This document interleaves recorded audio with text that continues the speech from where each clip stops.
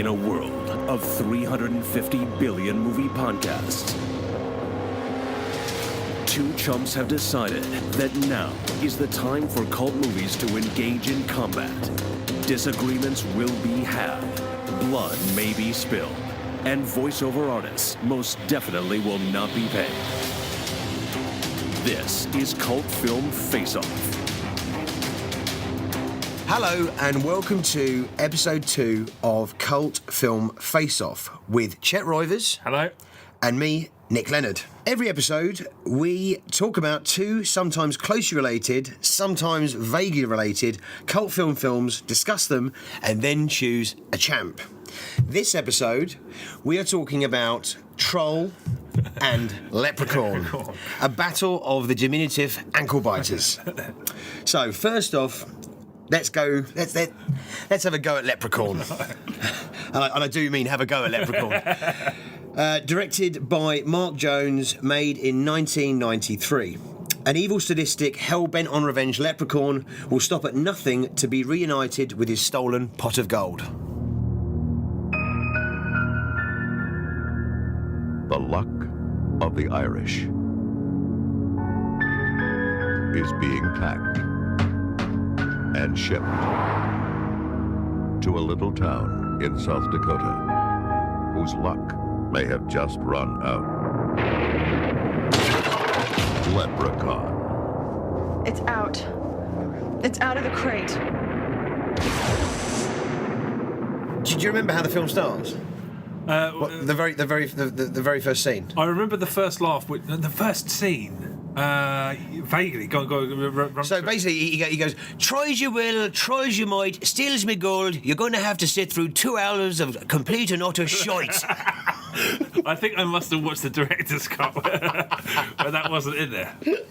What was actually the first scene? I don't remember. The first scene is Warwick Davis singing, try as you will, try as you might, steals me gold, you won't live through the night. Oh, right, okay. The big laugh that I got was very, very early on because there is that scene and then there's a montage of shots of a car driving and then the titles come up, Leprechaun. I was like, put the titles after the bit with the leprechaun, not here's a load of car shots and then Leprechaun. Wrong way around. It made me laugh. Anyway, it made me laugh. It's like, that just seemed like a very, very terrible place to put the title. So Leprechaun. I mean, after watching the first 20 minutes, I was just willing Warwick Davis to burst out of that crate and start killing people. I mean, this is a terrible film. The acting is terrible. The comedy is terrible. There was only one scene in this whole film that made me crack a smile, right. And that's the scene where they're just throwing shoes at him, and he's cleaning them incessantly. Yeah. That was the best bit of the film for me. It was the only part of the film that made me crack a smile. The rest of it, I was like, this is really tough sitting through this film. The only other time I cracked a smile was when I thought to myself, this is literally as boring as watching paint dry. And I thought that, and then there's a scene where I'm actually watching paint dry. Really digging deep into my head to try and find some positives in this is that Jennifer Aniston's in it, and Jennifer Aniston's got more charisma in her little toe than the entire rest of the cast. Yeah, and I suppose if I'm really clutching at straws to try and bring some positivity into it, is that it was just so full on Irish cliches, to rainbows, to four-leaf clovers, to the first character being called Danny, oh Danny boy. I mean, every single thumbed in stereotype of Ireland was in there. But yeah, I really didn't like this film at all, and I can't believe it spawned, was it 3 sequels? Maybe more. I don't know whether Leprechaun in the Head was the 3rd or the 4th one. One thing I do know is that the director is only credited as being the creator of the character, so I don't think he actually wrote the scripts for the sequels, so he obviously has so much love for his, I won't ever sequelise it. I'm staying true to my original vision. So I suppose you've got to give him props for that. I've watched, so have you. I've watched so many films stoned that you end up having a certain appreciation. So you've seen this before? No, I've never seen this before. Right. No, but it kind of threw me back. I think if you were inebriated, this would be entertaining, more entertaining than it is when you're not inebriated. I was not inebriated, but you start kind of overlooking for good things, and I think I didn't find it as painful as you because I was trying to see the good in it, I think. Please tell me the good that you saw in it. Okay, well, I did like the structure of it. The film starts with a sort of like a 10 years before, kind of a couple fall foul of the leprechaun, and then it cuts to the present day. And it's that's a classic horror movie structure. I thought that was quite nice. I also like the way that they turned cliches about Ireland into kind of they made it like a horror film cliches. In that, I don't think traditionally a leprechaun, the four-leaf clover in the film is like garlic or a crucifix. And as soon as they show it to him, he's like, "Oh, I don't think that's." So they turned that into like a horror film trope, and also gold is like a source of his power. I don't know what his powers were. His powers seemed to change. Well, he had powers of being able to mimic anybody's voice. He could do that. And then he could close doors. Like, but he could open and shut doors. He could also. He really needs those powers. But he also could teleport anywhere he wanted. And yet there was a scene where he was driving a little kid's go-kart, and he got stopped by the police on the highway. It's like, well, I mean, just teleport away for God's sake. And then there was chases where he was one of the worst chases I've ever seen in a film was in this, where he gets pulled over by the policeman, and the kills were right. I mean, the kills were terrible. The kills were just either him sort of putting his claws in someone's face. The one exception to this is there is a kill. The pogo stick. The pogo stick. Death by pogo stick. Yeah, that was the only genuine. But it was so inventive kill. But it was so badly staged and shot that it was just fucking. I mean, it was laughable. I mean, it's terrible. I mean, this is not a good film. But the funny thing you find about horror films like this that are made this cheaply is that the last thing on the writer's mind or the people making the film is what are the powers. Because he just was teleporting randomly and like mimicking people, and it's just like, well, what can he do and what can't he do? He can just do whatever the fucking script dictates he can do, which is fucking stupid. Warwick Davis didn't annoy me, but that's because I feel like the script was he's an annoying bastard. So Warwick Davis played an annoying bastard very, very well with the worst Irish accent of all time. I mean, like the Irish accent. Well, he didn't have an Irish accent. he kind of did sometimes, and then it was me goal. He could say me goal. Pretty convincingly in Irish. The rest of it was just Warwick Davis's kind of Radar-esque tones like permeating through every time he spoke. He's not... I mean, the actual look of the leprechaun is something that I would give props to. That the leprechaun looked decent, his face, his teeth, his hands. He looked like a nasty critter. Yeah. And then they put him in high heels. Yeah, those heels. I bet Warwick Davis has got some things to say about how awkward it was getting around set in those shoes. Yeah. I mean, did it remind you of any other? Did it remind you of any other horror film? Did it remind me of any other horror film? I don't think so. Gremlins. Oh well, I mean, to Spike's death at the end of Gremlins, and the way Leprechaun skin was seeping through and everything, it really reminded me, and obviously of Gizmo in the Barbie car when. Okay. I mean, to be honest, I think that both of the films that we're talking about in this episode owe a massive debt to Gremlins. Less so Leprechaun, but I do know what you mean. Yeah, I think I had the same thought. I mean, it's not a good film. At least it was reasonably. I mean, I did sort of crack a smile at the fact that it's the oldest joke in the book, but in the film there's three painters. A painting firm, essentially. They go around painting. And the brains of the operation is this little kid who's like 11, 12 years old. I mean, it's the oldest joke in the book where he's like explaining the legal problems if they can't. I mean, it's I can't actually believe you're saying this is positive, a positive thing, because that really fucking grounded my gears. As soon as it started, you've got like the adult and the kid, the role reversal, where he's obviously like an adult with learning difficulties. Yeah, I mean... And he's playing the kid, and the kid is playing a guy of his age. But the kid, I thought the kid was like an effective like kid.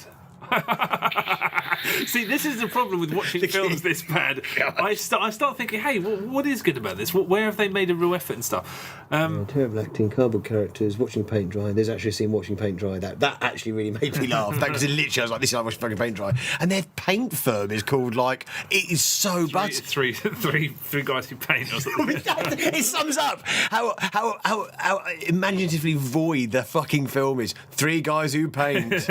To be honest, Fuck. In terms of how, speaking of how, in terms of how imaginatively void it is, I love the fact that they keep shooting the Leprechaun with a shotgun, and whenever they shoot him with a shotgun, he's down, and they're like, "Oh, quick, we better do something!" Like while he's down and out, because it just he just had a nap. They shot a Leprechaun at point blank range with a shotgun, and then he'd just go and lie down for half an hour. But there was no damage to his body or his face. But this is why it doesn't make any sense. Is he invincible or is he not?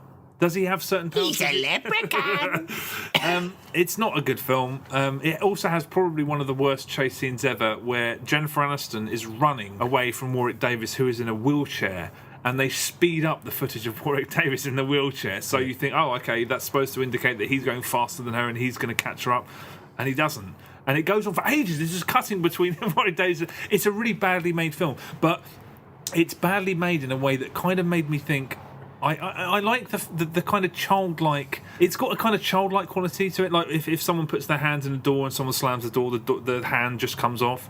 There's a moment where a child's go-kart with a pitchfork stuck to it can tip over a truck with 4 adults. Oh yeah. I mean, it's dumb. No, it's reveling in how dumb it is. Yeah, but the thing is, though, is that what I think about is that it has those moments where I'm thinking, are they all thinking that this is everyone is cracking up at every gag here, because I mean it's awful. It's really, really bad, and I love movies that are so bad they're good, but this is just so bad. I actually didn't know. I actually thought this was a straight up horror film. So there's one bit where they're trying to kill the Leprechaun, and it keeps going from side to side on a skateboard, pulling poses, and like, oh, there's no horror. There's not one scene in it which is not goofed. Yes. And trying to be played for laughs and slapstick, and it's a pity because, as I'll say again, is that the Leprechaun looks decent. He looks quite nasty. His sharp teeth. He's got, he could be menacing with a decent script and a bit of decent direction, but they just goofed it. Yeah, and just the fact that the unimaginative kill, I mean, that can save a really mediocre horror film, or even a terrible horror film. Inventive kills. Yeah. When he killed the sheriff and just he stuck his hands in his face and went, and then that was kind of, again, inspired a really inane chase. Jennifer Aniston was like, she did stand out. The other characters they had in that film were just like, I mean, I liked the kid. I thought the kid was actually quite good. He was actually in Don't Tell Mom the Babysitter's Dead. Do you remember that film? Yeah, I do. Yeah, he was the kid in that. I thought he was right in that as well. Just a likeable sort of kid, smart. I see. I'm grasping at straws here. I mean, it was not a good film at all, but you kind of have to give it. No, you don't. I'm not giving it anything. No. Yeah, I don't really have a massive amount more to say about it. It's just one of those films you sit and watch and you just think that was just a load of fucking rubbish.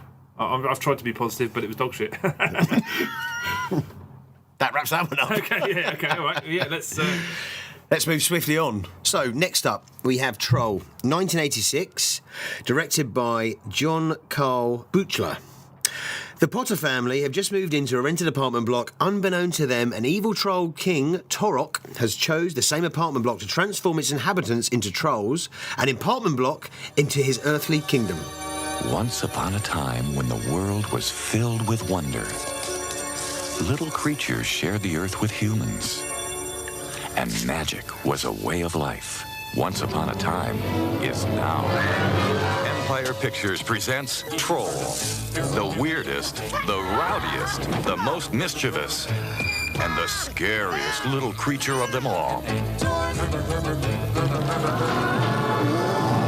Harry Potter Jr. expected to have a little trouble getting adjusted in his new neighborhood.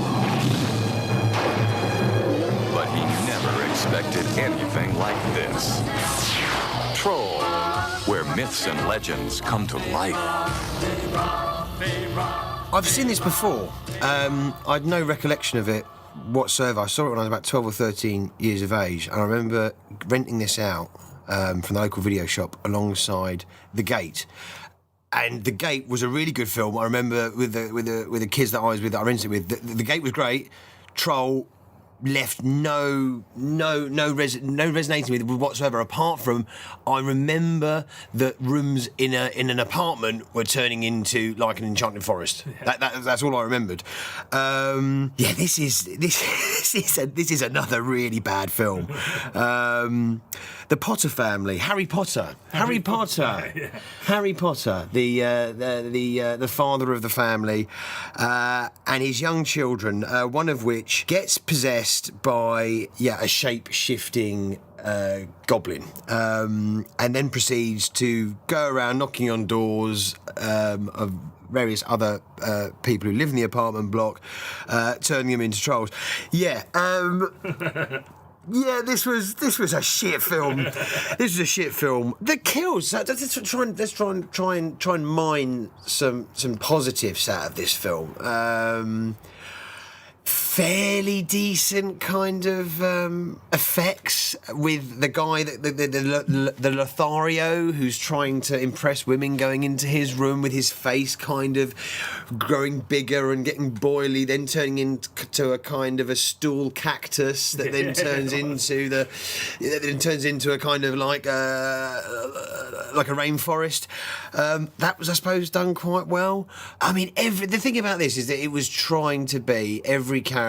I mean, literally, it was like the first 25 minutes of that film, when it started, you're introduced to about 3 or 4 of the main characters at the top, and each one you're met, it's like, how kooky and how crazy. We're going to turn it up. We're going to turn it up. We're going to turn it up. Each character you meet is going to be completely nuts, and it tries really hard to be crazy and nuts and funny and out there, and it just misses the mark every time. I feel exhausted even trying to describe how that felt, but yeah, it was a slog. How did you find it? Well, I saw it when I was a kid, and the only thing I remember is the first scene where the little girl loses her ball in the washroom or whatever, and then there's a troll hiding behind it or whatever. I can't remember what happened. Well, I remember watching it as a kid, and that's as far as I got. So I must have been too scared to carry on watching it. I must have been quite young.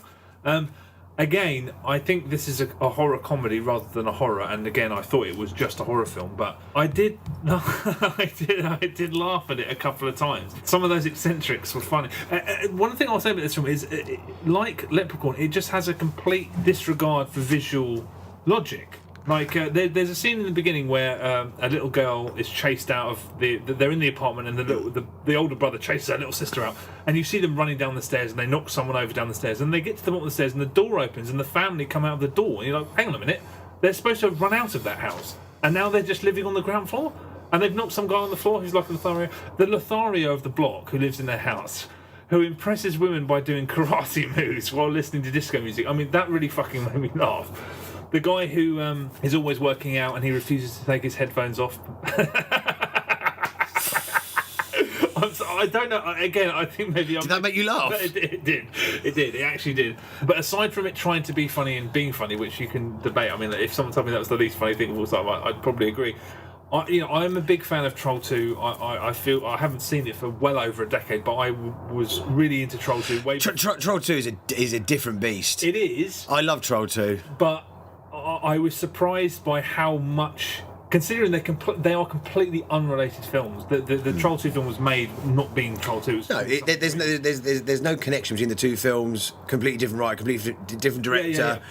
But I was surprised at how much they shared. There's that complete, again, disregard for logic that I just found really funny.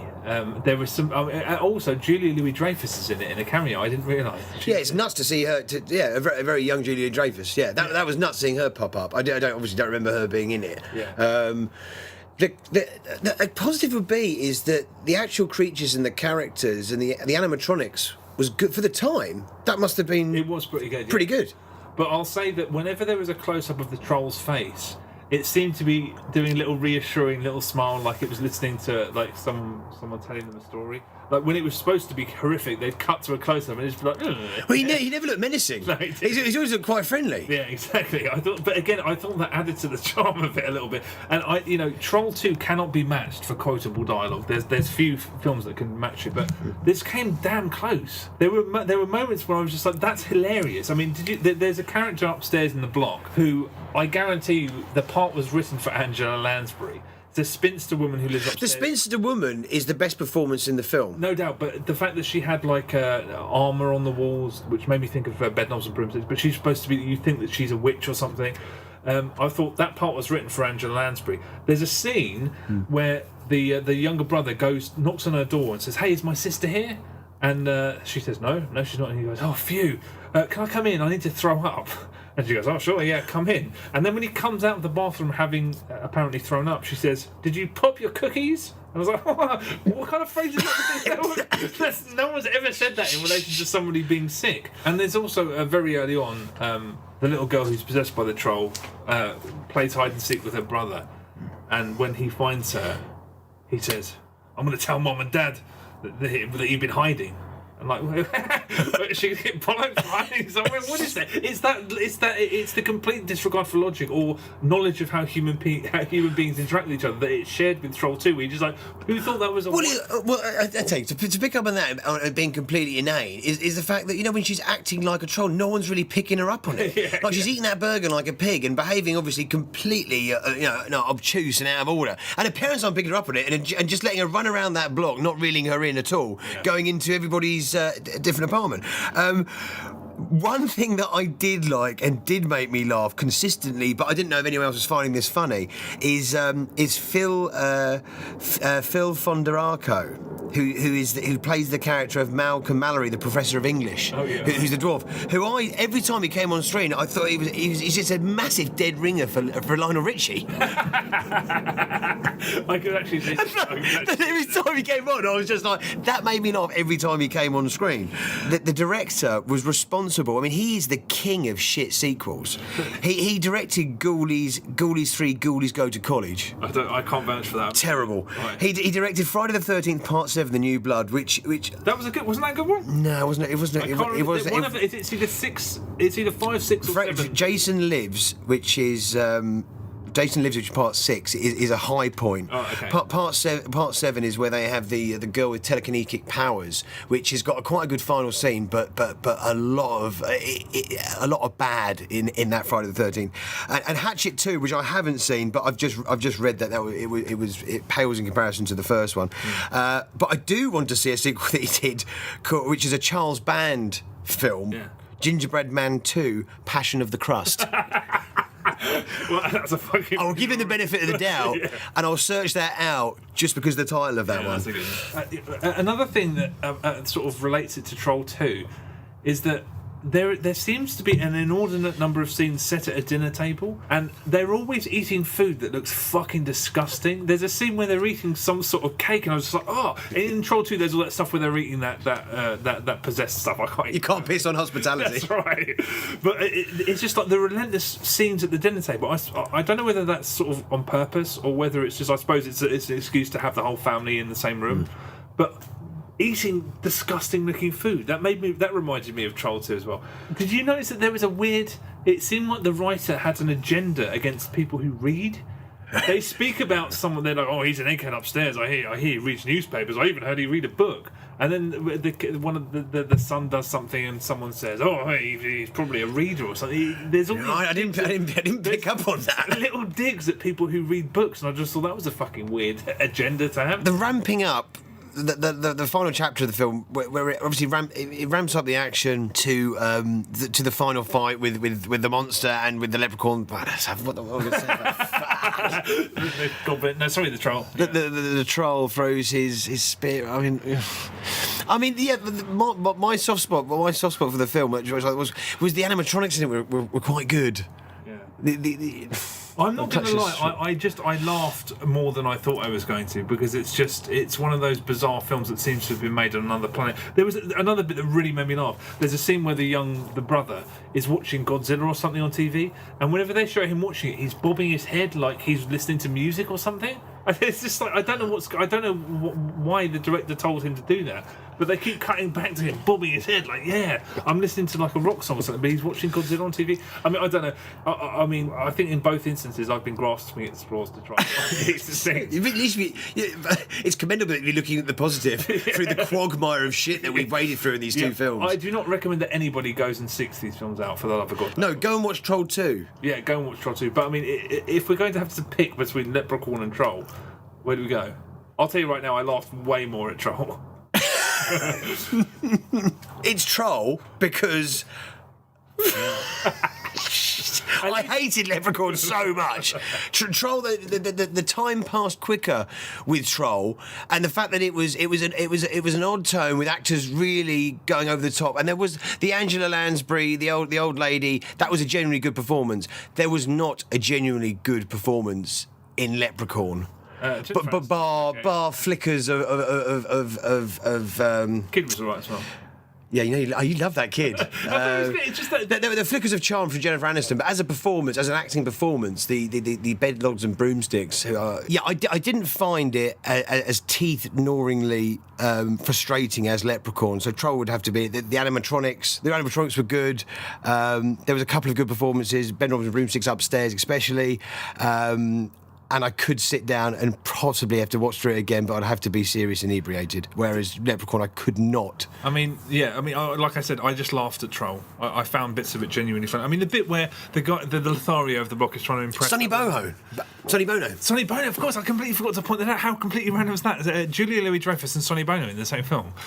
But yeah, when he's trying to seduce that woman by doing karate moves in front of the TV, in front of the window, and then he says, "Hey, you want some food? I've got some pancake mix." She's like, "All right." And he's like, "Yeah, go into the kitchen and cook some pancakes." It's just that traditional chauvinist shithead. But I mean, again, I laughed at that, and there's just something a bit more innocent. Whereas Leprechaun just seemed calculated and trying really hard. Yeah, it was trying really hard. So yeah, I'd say it's Troll. It's pretty much a fucking walkover. That's it in the can. Yeah, okay, all right. Thanks very much for listening again. Thanks, Al. We'll be back again in a couple of weeks' time. Check us out on Twitter, Facebook, YouTube, SoundCloud, CFFO, Cult Film Face Off, but it's normally hashtag CFFO. And we'll see you again. Take it easy. God bless.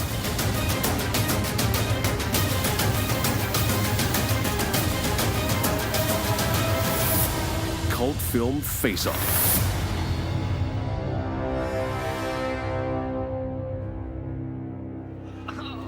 Now we're going to play. Do you want to play with me? Oh, no! No! This old Lep, he played one.